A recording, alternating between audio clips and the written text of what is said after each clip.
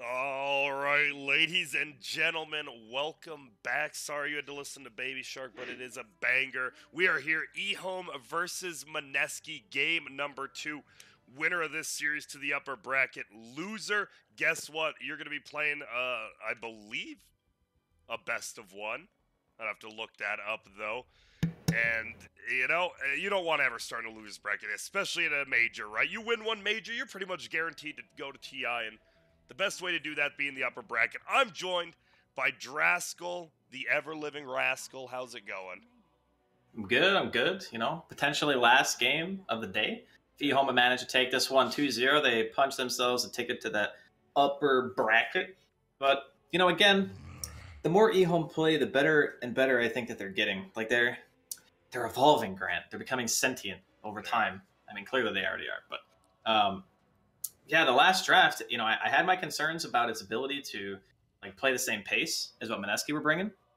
And Mineski didn't have that bad of a lane. They still kind of got owned. So that has me a little bit worried for this game. Even so much so that Mineski are banning Mirana first phase. Yeah, that's an odd ban. Okay, so clearly every team has their own ideas on what drafting should be and what order you pick heroes, what roles you want to pick first, what heroes are good against what and why, timings, all this stuff. It's super complicated, right? But the thing that happens is stuff like this. You get a Chen, which is the first Chen we've even gotten to see in this group stage, I think, at least on our stream. It is. Because you banned a Mirana. So this is the kind of stuff that's really interesting because I look at that game and I go, Mirana really wasn't the issue so much as it was the mag. Because the mag enabled N to have a Dota game. If he didn't have a mag, there was no way he was recovering and doing nearly as much as he was able to do in that game. At the very least, he would have had to change his items. So it's just different ways of approaching the game. And it's why it's endlessly fascinating to watch drafts, because people's adaptations and their thought process through each game is always interesting to me. Yeah, but guess what? We got our first Chen, as you said, and, well, we got our first line as well. Interesting. But this Chen, man, he has been banned every single game we've watched. It got through. You said it just wins the lane, right? Just a guaranteed one lane. Yeah, Divine Favor is just really strong still. Even with the continual nerfs. Can you believe that the first iteration had 80 damage? Yeah, it was quite a bit. And then it got nerfed to what was it, 48 or something? And wait, let me look. I can just open the hero thing since where the heck is the freaking... What? Okay, give me a second here. There's some weird display bug I got going on. Yeah, I'm sure you'll figure it out. I'm watching line. This line hero. Why do you pick Lion after a Chen's pick though? That seems odd. It's not like it's a counter. Yeah, it's not a hero that you would normally think just owns a Chen. Yeah. But I mean, again, there's reasons for everything. So if we don't understand it in the first phase, we're gonna understand it when the draft's done or in the second phase. So yeah, the first iteration of Divine Favor was level 4. It was 80 damage. Yep, nice and good. And then they reduced it to 48, and now it's 32. So it went from 80 to 32. And it's less than half as good as it was. And people are still first pick it anytime it's not banned. Yeah, it's completely insane. 80 damage. Think about that now, right? After everyone's holy crap, Chen's a hero.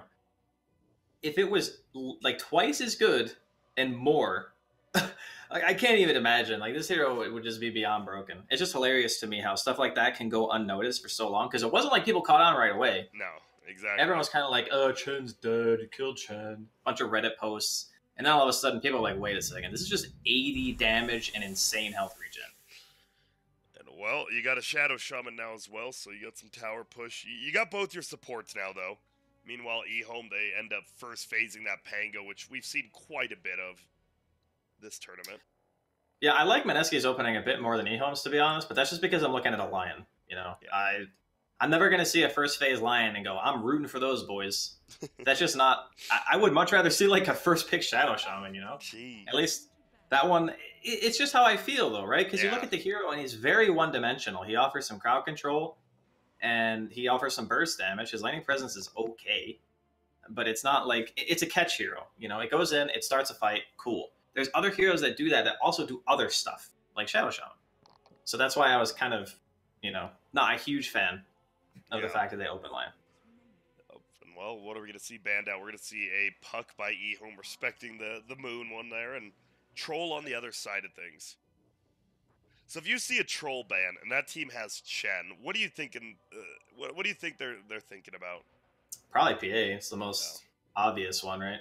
Yeah. It's one we've seen the most. You can still do stuff like Jug. It's not bad. Really, anything that just benefits from the regen and wants damage in the lane, which is it's like any safe laner. It's a pretty wide variety of heroes. But they ban Moon's Puck obviously because they want to protect their Pango pick, which is really good. Puck is the hardest Pango counter in the game, pretty much. I think it's even a worse matchup than Bloodseeker, to be honest. Damn. Just because Bloodseeker can't stop you from actually rolling, but Puck can just completely own your game and just be like, yep, you can't do anything because I'm just going to coil you every time you hit Rolling Thunder. So Nature's Prophet comes out for the side of Ehome. I like this hero a lot still. I think it's strong against the Chen and the Shadow Shaman. Treants are still really good, even though they got their damage nerfed. Hero just buys anything you want. The one question I have now is who's playing what? Yep. Is this going to be a support Nature's Prophet? It feels like it's Lion and Nature's Prophet. It's been a while since I've seen a 4 Lion, but that's kind of how I'm feeling about it right now. Yeah, I mean, I would agree, just because you want something to solidify the lanes. Pango doesn't necessarily win his lane. We talked about Lion and how he's like pretty mediocre as a lane support. And then Nature's Prophet is a great laner, and he can buy a bunch of items. And even as a 5, if you're doing well, you'll still accrue net worth. So, all right, this is an interesting one. Sven. It feels like they picked this literally for the lane versus Nature's Prophet, right? Because Sven actually Warcry. is decent, Yeah, Warcry is really strong against Nature's Prophet for sure. But what does that mean? I think we've been seeing it carry more. I haven't seen it offlane in a while. And well, there's old Spectre. We've been seeing it's much more likely it carries Sven now that Spectre's been picked. Because Sven definitely gets to that critical mass real freaking fast. There's no mag in the game to accelerate the Spectre, and there's a Shadow Shaman and a Chen. So if you want to go all in around your Warcry and like this crazy push, now would be the time. Like I'm thinking even, oh man, if they had last pick on Mineski, I would just say like, okay, do we want Lycan? Do we want TB? Do we want some other hero that's just going to absolutely murder buildings? Yeah. Because you can just go from objective to objective. Lycan's a bit hard to pick right now because you don't know what your lane matchup's going to be. And we've seen in the past that Lycans, even though they could look really good for the mid game, their lanes can just kind of fall apart. So I'm looking at Ehome and I'm trying to exploit the fact that this lineup is slow. Yeah. Very slow. We'll see. So what do they pick? They take an Ember. Ember again. Okay. Or sorry, last game and playing Ember, not Mineski. So it is Ember again, but it's Ember for the other team. Yep, and it's going to be more than likely Moon's Ember. But I've seen Ajit played in the past. Yeah. But with this Sven. So do you think I like it? It's a fast hero. Like I would actually really like position 1 Sven this game. I really, really would. And I know that Ajit plays it, so. Yeah. Interesting. Yep, the Ember does come out. A hero that we saw kind of do odd in the laning phase in that weird tri-lane versus tri-lane, but once he got that Empower, once he got online, you see, just Sleight of Fist does so much damage, even without items. Yeah, well, he did have Empower. He did. It's a bit harder to judge based on that fact alone, but yeah, the new Sleight of Fist, 160 physical damage, 6-second cooldown, really, really powerful in the early game. So much so that people are just going 1-4-1. Like they say, screw the Flame Guard, screw the Searing Chains. I'm going Sleight of Fist, even without mag. We've seen that build. Yep, there's the Enigma band out, actually. Yeah, they don't think it's a mid-Ember, so either that or they don't think it's a safe lane Sven. One or the other. We'll see with Mineski. Mineski probably wants to ban out a pretty good middle hero here, because they got last pick on Ehome, and they can go wherever they want. They take out the Shadow Fiend. And they take Juggernaut. So it will be the Moon Ember, it looks like. And it is an off-lane Sven for KP. That is a lot of melee heroes, though. Is there like a mid-hero that just dumpsters melee heroes? You would think Monkey would be like the snap pick here if you wanted to really just own the lane, or like something like an Ursa. Yeah. But during the mid game, there's a lot of stuns on Mineski. Razor's banned, so that's a no-go. I don't mind Monkey, to be honest. Yeah. Or Ehome. But right now, I'm really liking Mineski's draft. This last pick from Ehome has to like blow my mind and make me be like, holy crap, okay, this is definitely a Dota game now, because I'm looking at Mineski's team and I'm going, you got nothing for this right now, Ehome. Like, nothing. Yeah. Well, they got a minute and a half to decide. Plenty of reserve time. And well, no, they're not even gonna use it. They are gonna take the Ursa, like you said. Okay. So you're liking the Mineski draft then. Yeah, I definitely like Mineski this game. It does, again, lanes are super important, okay? So, like, a draft can look really strong on the pick screen. Like, I'm looking at Mineski's draft and I'm going, this looks good.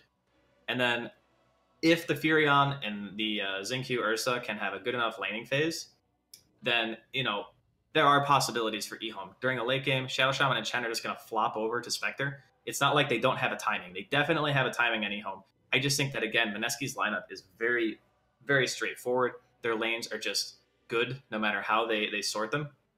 And then you're going to have this Moon Ember Spirit during your mid game, a healing ward and stuff. Like, I don't know how Ehome are supposed to team fight, basically. And if they don't win their lanes and they can't team fight, I see a very hard road ahead for Ehome. Yeah, we'll see. It is going to be a middle Pango going up against that Ember, though. Looks like off-lane Ursa and then Spectre, played by Neverend. Neverend actually has been playing middle quite a bit, but mostly in the last series. Doubt he'll go mid on that Spectre. Yeah, it's probably just Pango mid, I would assume. Yeah. Pango mid against Ember. It's a pretty low-intensity lane. You know, both heroes just kind of hitting creeps, doing their stuff. Are you, so this 4-position Lion, I mean, getting a blink early on Lion does feel like it could be quite the game changer. Yeah, absolutely. That's what I'm saying. It's like, Ehome's lineup is so dependent on, like, item progression and a really strong, like, I'd say maybe 15, 20 minutes. They probably have at least a few items that they need, right? Assuming the lanes don't get absolutely trounced. But for Mineski, they don't need much, you know? They got Sven Stun with Warcry. Ember Spirit can go in on his own. You got Spin and Omni, Shadow Shaman wards. There's not really an item that they need to function. And that's why I really like their draft, because they can just walk up at any given point and they're going to be able to fight. You TP in like his Nature's Prophet, Neverend doesn't have any items and stuff, and how are they supposed to contribute? That's what I'm worried about, is like, the lanes don't go good, game over. Yeah, okay. We'll see if that's the case, because the game is loading in right now, and it will be Mineski Ehome. Ehome taking that game one game away from the upper bracket, but my analyst here, he's liking the Mineski draft. KP actually going to go to the safe lane with that Sven, with a Shadow Shaman, as well as Pilot Eye going bottom with Ajit, and, well, Holy Persuasion, already skilled. Yeah, he actually got it, like, instantly. Kind of surprising. Yeah, same. All right, let's look at the level 1, because the level 1, okay, it's only 8 damage now. But the regen, 7 seconds is still pretty good. Yeah, 7 a second for 14 seconds, so what is that, like 108? 108 heal?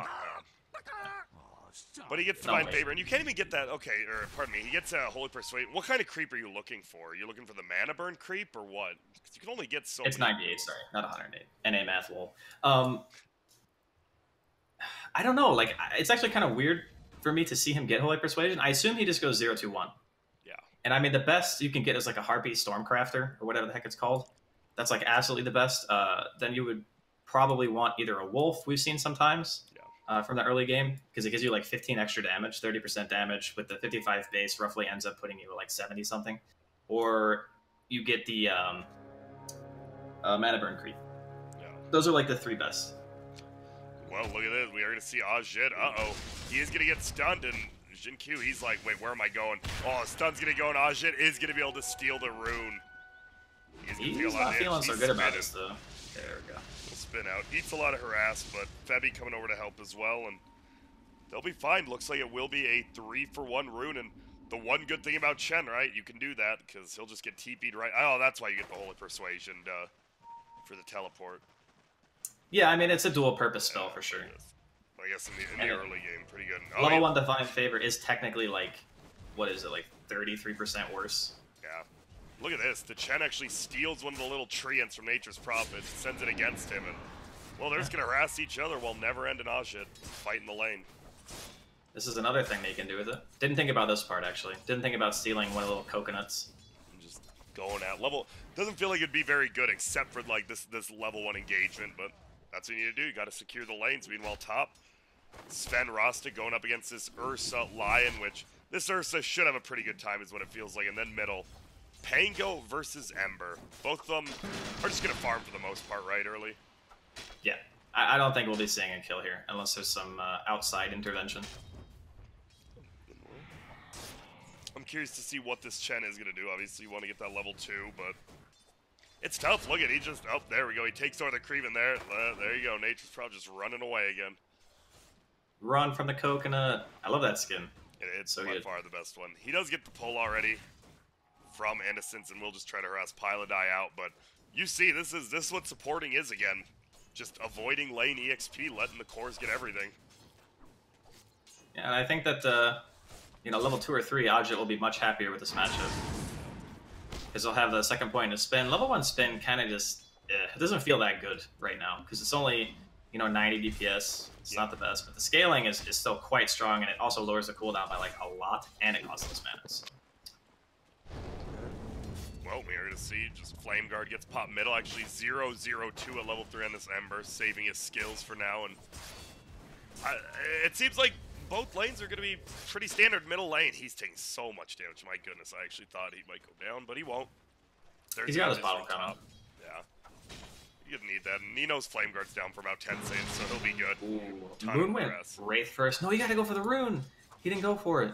Dang, and Moon will just take it. That's painful. He used his Swash at a really weird time. Like, he just used it to harass and, like, go for 1 CS. It's definitely worth it to just use it to get to the rune. Because then not only do you get the full bottle off the curry, but you get the second full bottle. Uh-oh, he is getting beat down now, but Flame Guard's still just chilling, doing a ton of damage. ASD will fly out a health potion here. ASD wants to knock it off, but he can't. And top, we just see the Ursa continue to go at it 15-1, but just harassing out this Sven, who is currently 11-1. Not doing terrible, though.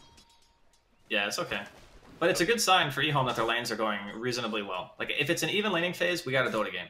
Yeah. If for some reason one of the lanes goes, like, really badly, then it's going to be difficult to recover because, again, the Spectre doesn't have any real help.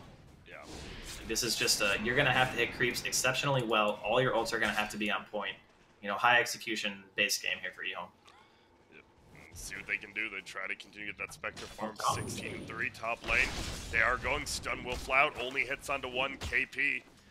We'll get harassed a decent amount. That's 8, by the way. 8 Fury Swipes. We're going to get a 9th. Doesn't want to dive in. But we'll just harass him on out there. Meanwhile, bottom, Innocence and Ajit just going at it after these jungle creeps. And where's the Chen going? He's looking for anything.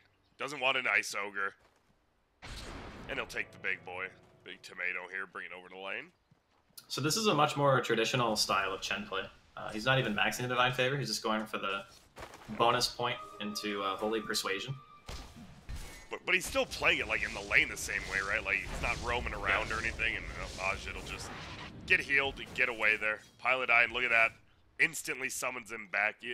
You're seeing the power of Chen. It's not just that Divine Favor, right? It's the fact you can't really have bad lanes when you have a Chen because you'll always be able to just summon who you need. He actually, he summons KP instead, and I guess he's just going to let, is he going to bring both of them down? He's kind of chilling in the base right now. I'm not sure. Yeah, he is going to pull. So why do you do this? I mean, I guess they want to just go super aggro, you know, maybe go for a kill. I mean, right now they just go, yeah, he's just dead. On TP home. Yeah, ooh, I thought he was going to make it, actually. Almost does. I'm sure Never End's like, oh, well, at least it wasn't me. Yeah. And now they know that the Sven and the Jug are down here, so it'll be interesting to see at top lane.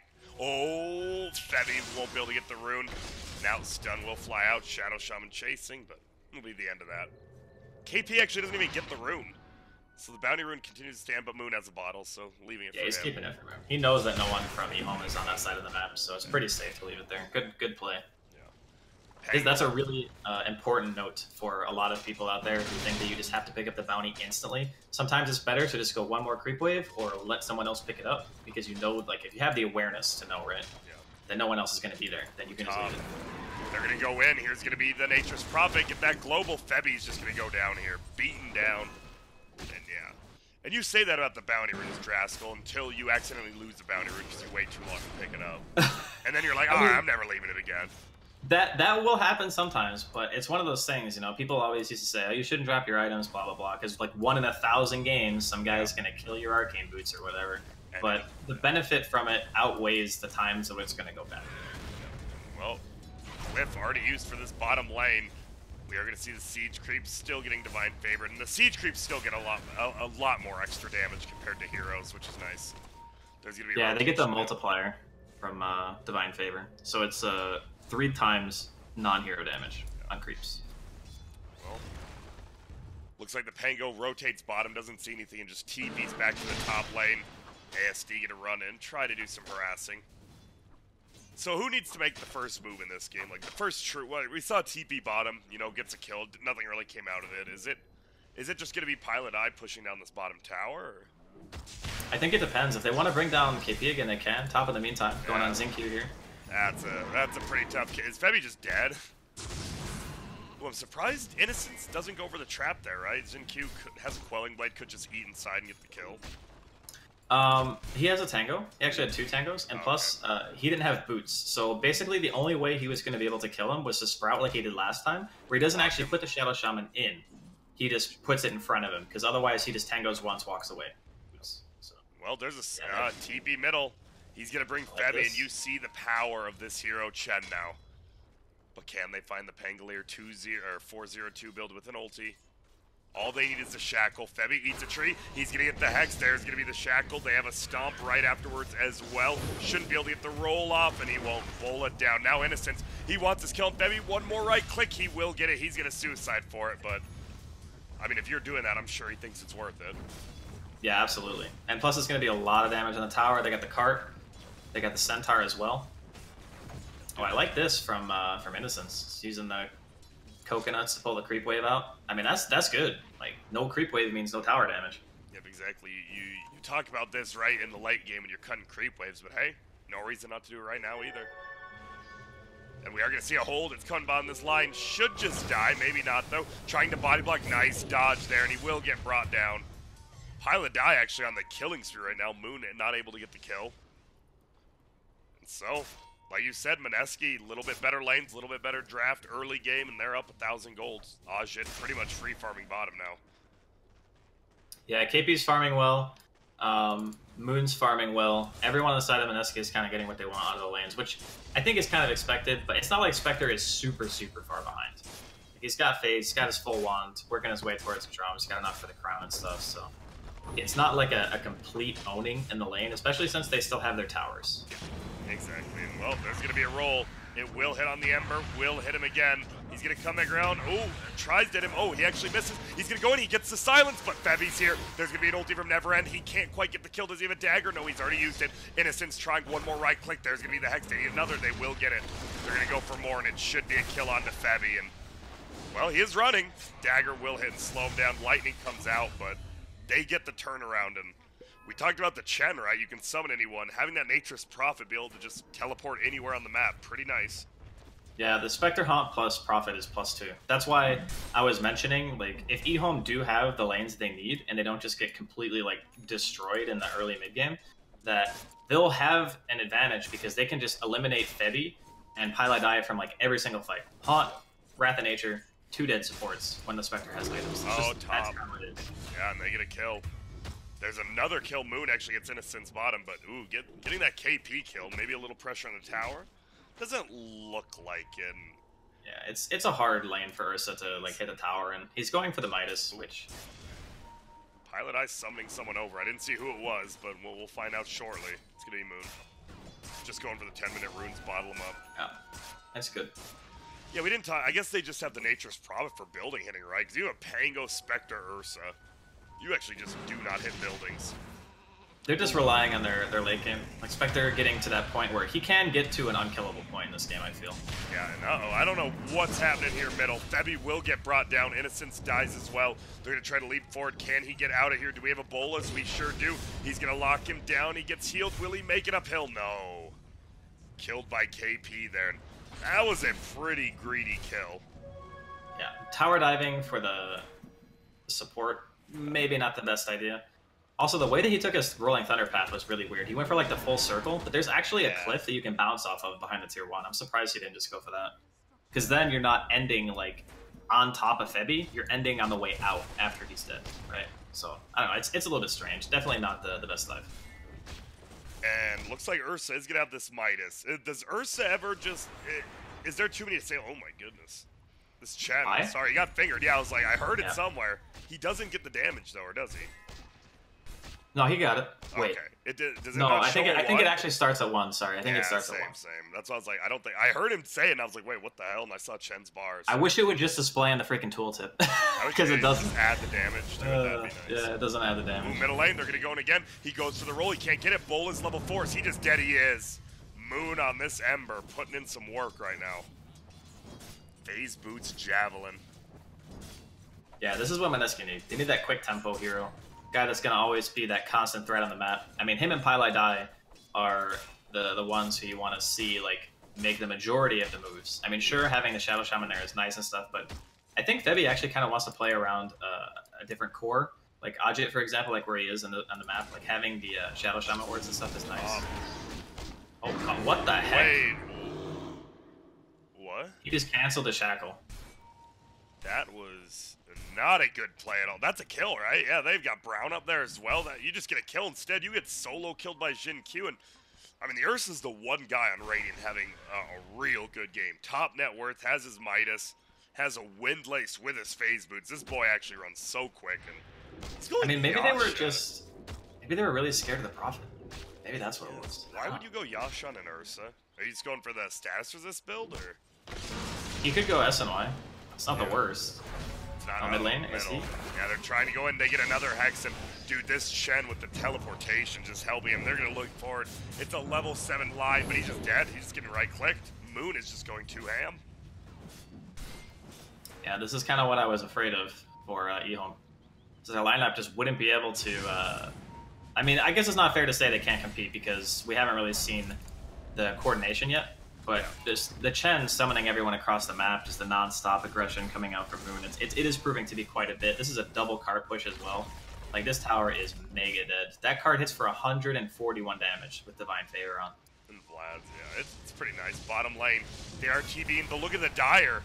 The Dire's coming in. Oh, they want this Jug, but they might get punished. Oh, okay. This is just going to be a full-on fight, it looks like. Stun's going to hit. Spectre goes in. Do they get a stun? Will he get a stun? He does stun the Jug before he can spin. He will not get the spin up again, and he dies on the backside. It will be the Ursa who goes down. Already used an ulti, and they just fully trapped him in. So not even a terrible fight for Mineski there. I mean, it depends. They want to keep going. There's no Rolling Thunder. KP pushing in the lane. They got the God Strength still. Oh, he's going to find one. He's going to hit the stun. He's going to go after a Spectre. Who's a tough kill. Going to throw a dagger and just run in the trees. And it looks like they just want to get this tower now. Probably a smart idea. And for now, looks like Mineski's just happy with what they got. Hey, Mineski are feeling good right now. I mean, they still got the tier 1 in the offlane they can claim as well for free.